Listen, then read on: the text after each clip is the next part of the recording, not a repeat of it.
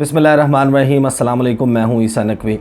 गुज़श्ता रोज़ की वीडियो में मैंने तज़किरा किया कि भारतीय वज़ीर दिफ़ा राजनाथ सिंह लद्दाख गए और लद्दाख जाकर उन्होंने अपने तौर पर चीन को और पाकिस्तान को एक सख्त पैगाम दिया। वहाँ पर कुछ फ़ौजी मशक़ें की भारतीय अफवाज ने, पैरा ट्रूपर्स जो पैरा ड्रॉपिंग है उसको देखा। उसके बाद वहाँ पर असलहे की जो है वो जायज़ा लिया उन्होंने, सिक्योरिटी सिचुएशन पर ब्रीफिंग ली। और मैं उस वक्त से ये कोशिश कर रहा था कि मैं समझूं कि एक ऐसे वक्त में कि जिस वक्त डी एस्केलेशन चीन और भारत के दरमियान होती नज़र आ रही थी कि फ्रंट लाइन ट्रूप्स वो पीछे हट गए थे, कुछ प्रेजेंस मौजूद है और थोड़ा सा फासला रखकर बड़ी तादाद में दोनों जानिब अफवाज मौजूद तो ज़रूर हैं, लेकिन जो एग्जैक्टली पॉइंट था जहां स्टैंड ऑफ था वहां से फ़ौजें पीछे हट गई थी। तो एक ऐसे मौके पर भारत के वज़ीर दिफ़ा ने ये सब कुछ क्यों किया, उसके हवाले से ज़ाहिर है बहुत सारी तफसीलात, बहुत सारी गुफ्तगू, चैमगोइयाँ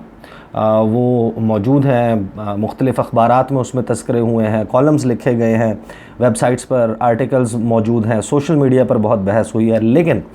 इस तमाम डेवलपमेंट से जुड़ा हुआ एक इंतहाई अहम दावा किया है एक अमरीकी ख़बर रसां इदारे यूएस न्यूज़ ने, US news and world report. अगर ये कोई बिल्कुल ही कोई आम सा इदारा होता तो शायद मैं इस आर्टिकल का और इस हवाले से तज़किरा ना करता, लेकिन इस इदारे ने दावा किया है कि इसकी रसाई कुछ ऐसे डॉक्यूमेंट्स तक हुई है, कुछ ऐसी दस्तावेज़ात तक हुई है जो कि भारतीय हुकूमत के हैं, जिसमें भारतीय हुकूमत ने ये असेसमेंट की है, ये अपने तौर पर उन्होंने जांचने की कोशिश की है कि चीन दरअसल कर क्या रहा है और करना क्या चाहता है। इंतहाई दिलचस्प है। US news and world report ये लगभग 72 साल पुराना इदारा है। ये दो इदारों का मर्जर हुआ था, एक यूनाइटेड स्टेट्स न्यूज़ जो कि 1933 से एक अखबार जो है वो मौजूद था और एक वर्ल्ड रिपोर्ट जो कि 1946 में बना था, और फिर इन दो इदारों का मर्जर 1948 में हुआ और 72 साल से ये इदारा जो है वो काम कर रहा है।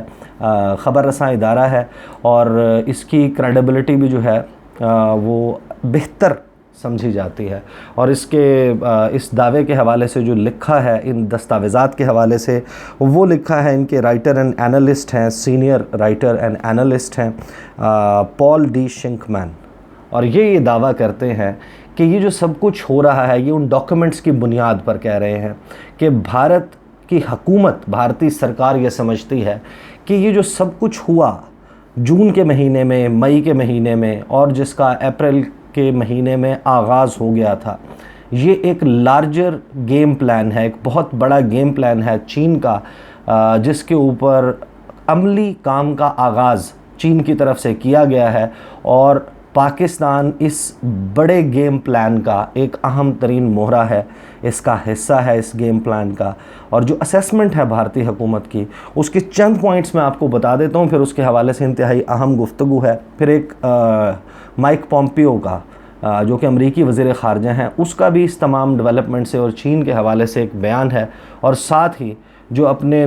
दौरे के दूसरे हिस्से में राजनाथ सिंह आज मकबूजा कश्मीर गए, उसके हवाले से वीडियो के आखिर में बात करेंगे। अब ये जो शिंकमैन लिखते हैं उन डॉक्यूमेंट्स की बेस पे जो कि उनके हाथ लगे हैं, usnews.com इनकी वेबसाइट है। आर्टिकल का लिंक जो है वो मैं पोस्ट कर दूंगा, आप वहाँ पर जाके पढ़ भी सकते हैं। ये दावा करते हैं कि भारत समझता है कि चीन अपने अस्करी और मुआशी असर व रसूख से भारत को अपनी लपेट में लेना चाहता है। ये तोसी पसंदाना अज़ाइम है भारत के, और सिंकियांग, साउथ चाइना सी और हांगकांग में बैक वक्त इन एक्सपेंशनिस्ट तोसी पसंदाना अज़ाइम का इजहार किया है चीन ने। भारतीय असेसमेंट ये है कि चीन सिर्फ गलवान वैली नहीं बल्कि तमाम पहाड़ी इलाके पर तसल्लुत और गलबा चाहता है। ये भारतीय हुकूमत की असेसमेंट है और पाकिस्तान तक चीन अपनी रसाई को आसान, महफूज और पायदार बनाना चाहता है। उसके बाद ये इसी दावे की सपोर्ट में जो भारतीय हुकूमत कह रही है कि उनकी असेसमेंट ये है और उसकी वजह क्या है कि चीन का जो राबता है दीगर ममालिक से, अगर वो साउथ चाइना सी के ज़रिए हो तो मलेशिया और इंडोनेशिया के दरमियान आबनाए मलाका जो स्ट्रेट ऑफ हॉर्मुज़ है, एक आबी रास्ता है, बड़ा तंग सा आबी रास्ता है। यहाँ पर अमरीकी नेवी इस जगह पर पेट्रोलिंग करती है मुसलसल, और इस रास्ते को चीन के लिए किसी भी वक्त अमेरिका और उसके इत्तेहादी बंद करने की सलाहियत रखते हैं। अब इस सारे गेम डिज़ाइन में भारत ये समझता है कि गलवान वैली सिर्फ टारगेट नहीं है, बल्कि एक्साइचिन और एक्साइचिन से लेके शख्सगाम वैली जो कि 100 किलोमीटर दूर है, जो बैक साइड बनती है सियाचिन ग्लेशियर की, उस इलाके को तक भारतीय फ़ौज को यहाँ से निकालना चाहता है। टू आउस्ट का वर्ड यूज़ किया गया है। फिर उसके बाद इस हवाले से जो भारत की असेसमेंट है वो ये कहता है कि चीन इस इलाके में भारतीय फ़ौज की मौजूदगी को अपने मंसूबों की राह में बहुत बड़ी रुकावट समझता है चीन, और नवंबर से पहले इस इलाके में अहम तामीरात का आगाज़ करेगा चीन। ये भारत की असेसमेंट है। फिर उसके बाद इसके ऊपर उन्होंने एक कमेंट लिया है टेलर फ्रेवल, ये डायरेक्टर हैं Massachusetts institute of technologies security studies, और ये एक्सपर्ट हैं चाइना इंडिया बॉर्डर डिस्प्यूट्स, जो चीन और भारत के दरमियान सरहदी तनाज़ा है उसके हवाले से ये एक माहिर तस्वुर किए जाते हैं, एक्सपर्ट। और टेलर फ्रेवल कहते हैं कि चीन की हिकमत अमली में एक वाज़ेह तब्दीली आई है। चीन ने बैक वक्त मुतअद्दिद महाज़ों पर फ़ौज की तादाद बढ़ाकर पैगाम दिया है, और ये जिस इलाके में क्लैश हुआ है इसका फ़ासला क्योंकि पाकिस्तानी सरहद से, पाकिस्तानी उस इलाके से जहाँ से जिसको चीन दरअसल सिक्योर करना चाहता है वहाँ से तकरीबन 200 किलोमीटर दूर हुआ है। ये इंतहाई इंटरेस्टिंग दावा है, और उसकी बुनियाद पर भारतीय हुकूमत के डॉक्यूमेंट्स ये क्लेम कर रहे हैं कि चीन एक लार्जर गेम प्लान के तहत उसने पहले क्योंकि चाइना पाकिस्तान इकनॉमिक कॉरिडोर, उसके लिए लगभग 60 अरब डॉलर की इन्वेस्टमेंट पाकिस्तान में, लगभग 400 अरब डॉलर की इन्वेस्टमेंट का मुजव्वज़ा मुआहदा ईरान और चीन के दरमियान स्ट्रेटेजिक पार्टनरशिप का। इन दोनों को जब वो कहते हैं कि मिलाकर देखें, और जो लार्जर डिज़ाइंस हैं belt and road initiative BRI, या फिर OBOR, one belt and one road मंसूबा जो चीन का है, जिसके ज़रिए वो इस तमाम ख़ित्ते में अपना अस्करी असर व रसूख और अपना मुआशी असर व रसूख पूरी दुनिया में बढ़ाना चाहता है, उसके लिए ये सब कुछ किया गया है। और क्योंकि भारत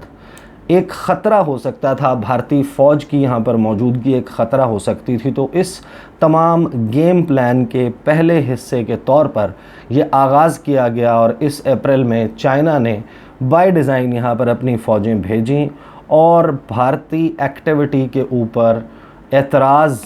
करते हुए ये सारा स्टैंड ऑफ हुआ, जिसकी कल्मिनेशन, या जिसका यूँ कह सकते हैं कि क्लाइमेक्स, कल्मिनेशन तो नहीं हुई अभी, ये मामला जारी है, इसका जो क्लाइमेक्स आता है वो क्लाइमेक्स 15 और 16 जून की दरमियानी शब गलवान की वादी में आता है, जहाँ पर ये मार्का, ये स्टैंड ऑफ खूनी शक्ल इख्तियार कर लेता है, जिसमें भारत के फ़ौजी मारे जाते हैं जिनका वो एतराफ़ कर लेता है कि 20 थे, जबकि चाइना की तरफ से अपना कैजुअल्टी का फिगर नहीं दिया जाता। लगभग इस रीजन में दोनों ममालिक की इस वक्त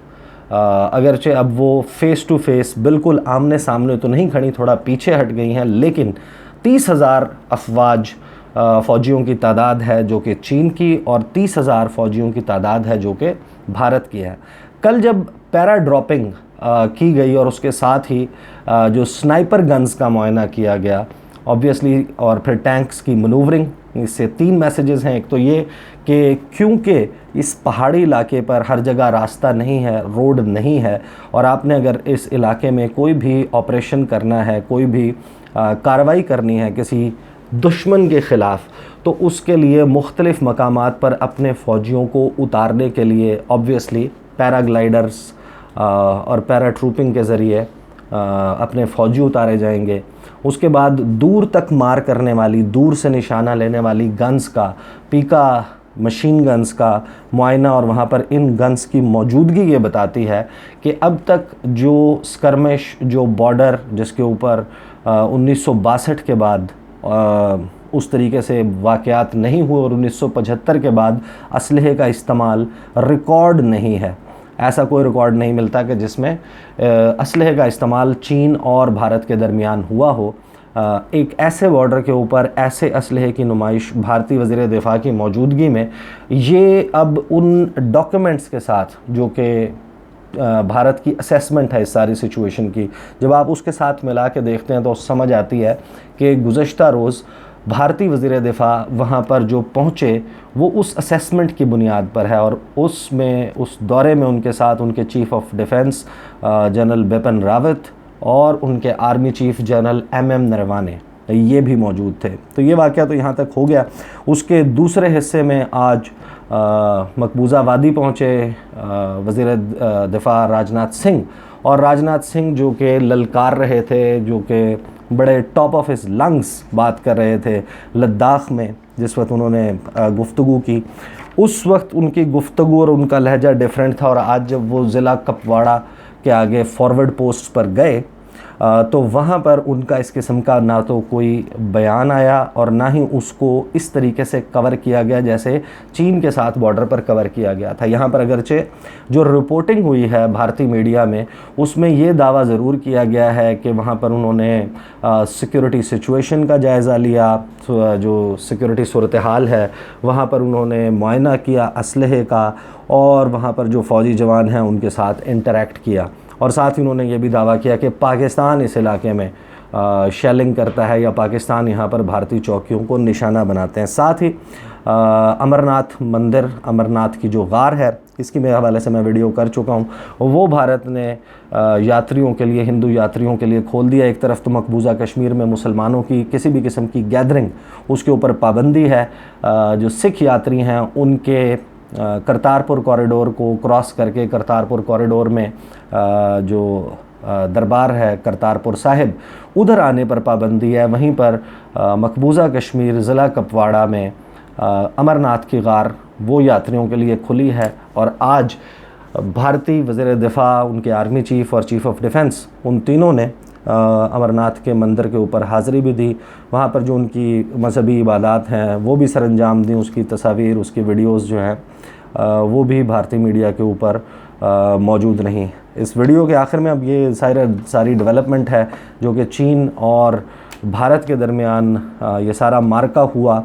उस पे भारत की असेसमेंट है। और इस असेसमेंट अगर ये उसी तरीके से है, इन डॉक्यूमेंट्स की बुनियाद पर है, और भारत के वज़ीर दिफ़ा उस सारे इलाके में जाकर ये सब कुछ एक्टिविटी कर रहे हैं, इसका मतलब ये है कि यह मामला अभी ठंडा नहीं होगा। और ख़ास तौर पर जब ये डॉक्यूमेंट्स भारत के असेसमेंट के मुताबिक ये दावा कर रहे हैं कि चीन नवंबर तक इस इलाके में बहुत सारी तामीरात, कंस्ट्रक्शंस करने का इरादा रखता है, उसमें रोड्स शामिल हैं, उसमें उनकी बंकर्स शामिल हो सकते हैं, लेकिन वो ऐसा इंफ्रास्ट्रक्चर जिससे फ़ौज की मोबिलिटी और मूवमेंट में आसानी हो। अगर ये असेसमेंट है भारत की तो ये मामला अभी ठंडा होने वाला नहीं है। नवंबर तक ये मामला फिर कम से कम लटकेगा, जिस वक्त तक स्नोफॉल, हैवी स्नोफॉल की वजह से ये सारा इलाका, इधर की रसाई ख़त्म नहीं होती, बिल्कुल जो है वो ज़्यादा दुश्वार नहीं हो जाती और तामीरात करना मुमकिन नहीं रहता। उस वक्त तक अब लगता यह है कि यह मामला इसी तरीके से चलेगा। आखिर में माइक पॉम्पियो का एक बयान मैं ज़रूर आपके साथ शेयर करूँगा, जो ये कहते हैं कि the time has come for the world, यानी पूरी दुनिया के लिए अब ये वक्त आ गया है, to push back against the challenge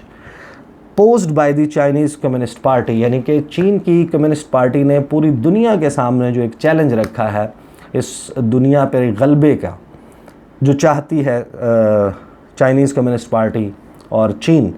उसके लिए पूरी दुनिया को इकट्ठा होकर चीन का मुकाबला करना होगा। और साथ ही वो ये कहते हैं कि US slept on this threat for too long, कि ये ख़तरा मौजूद था, इस ख़तरे का इदराक था, इस ख़तरे का अंदाज़ा था, लेकिन अमेरिका सोता रहा और अब ये बहुत ज़्यादा बढ़ गया है। इंतहाई इम्पॉर्टेंट बयान है माइक पॉम्पियो का, और वो भी इस तमाम तर जो सिचुएशन चल रही है बॉर्डर पर और जिस किस्म की चीन के साथ स्टैंड ऑफ चल रहा है, एक तरफ अमेरिका का, दूसरी तरफ भारत का, उसके हवाले से इंतहाई इम्पॉर्टेंट बयान है। अगली वीडियो में आपके साथ मुलाकात होगी, मुझे इजाज़त दीजिए, अल्लाह हाफ़िज़।